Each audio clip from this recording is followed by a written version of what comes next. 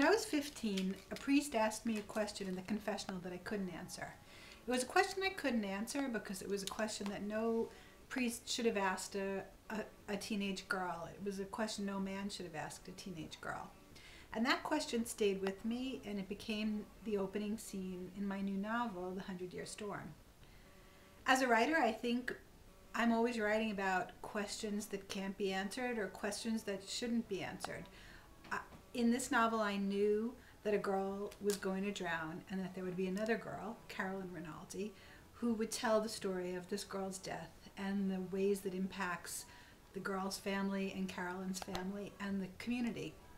But I knew that I wanted to ask some questions. There are questions that Carolyn is asking that the readers are also asking about, you know, why does one girl die and another girl live?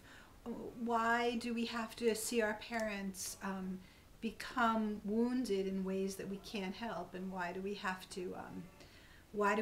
to grow up by reaching the end of innocence?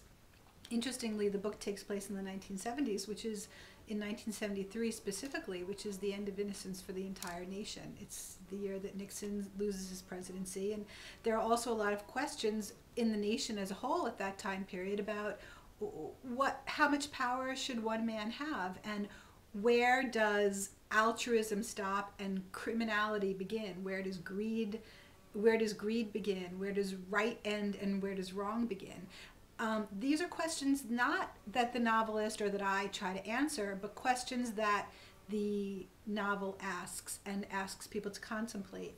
And I think there are a lot of meaningful questions that can't be answered, questions that we as human beings can answer, but that we ask nevertheless. And that's what, to me, the book is most about: questions that can't be answered, but that we try to answer anyway, because we're human.